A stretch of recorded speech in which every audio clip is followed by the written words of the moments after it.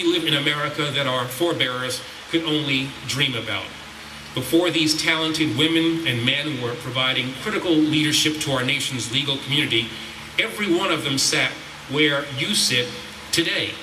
Each in their own way was called upon to address the threats and confront the novel legal questions of their time. And starting this moment, graduates, it's your turn. It's your chance to help realize your vision of a better world. It's your obligation to move our nation confidently into the future, no matter what that future might bring.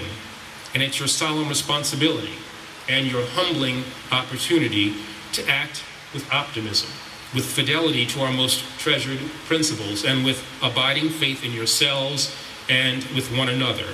Not merely to serve clients or to win cases, but to ensure in every case, in every community, and in every circumstance that justice is done.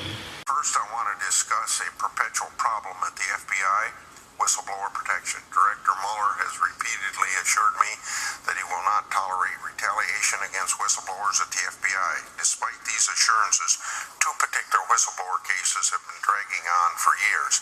These cases are largely fueled by the FBI's desire to continue appeal rulings and findings of wrongdoing by FBI supervisors.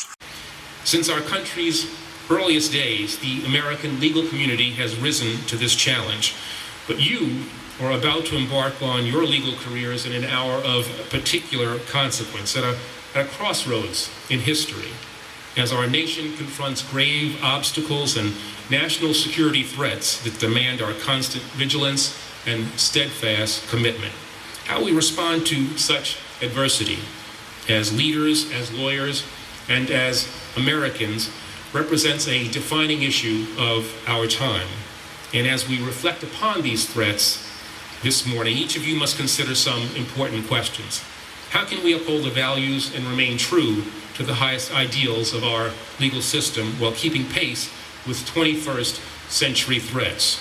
In what ways could we, or should we, adapt and adjust this system consistent with our finest legal traditions? FBI agent Jane Turner filed a whistleblower complaint in 2002 when she discovered FBI agents were removing items from ground zero following 9/11. Above all, how can we be nimble in our pursuit of justice without sacrificing our dedication to our values and the rule of law? Now, none of these questions are rhetorical. Their answers are being debated every day, not only in seminars at world-class institutions like this one, but in the executive branch, in halls of Congress as well. Especially since last month's horrific attacks at the Boston Marathon, the urgency of this discussion has come once again into sharp focus.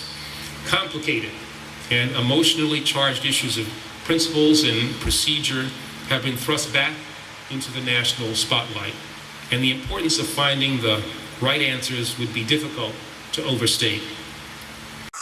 She faced retaliation for raising concerns about these agents, and her case has been stuck in administrative limbo at Justice Department for over 9 years.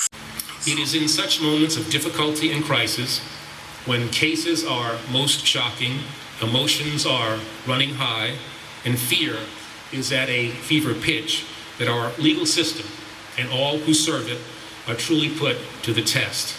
At times of maximum danger, we must always restrain the impulse to implement that which we might think to be effective, but indeed is surely inconsistent with our treasured values. Let's focus on thinking positive here. They get this guy safely and alive. What is the first step that they take after they bring him into custody?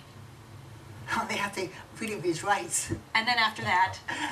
Then they're going to try to interrogate him. And I mean, obviously, if he's willing to talk. I mean, the FBI doesn't really interrogate a guy. You have to build a rapport and see if he's, maybe make a little, give him some coke or whatever. Right. Make him talk.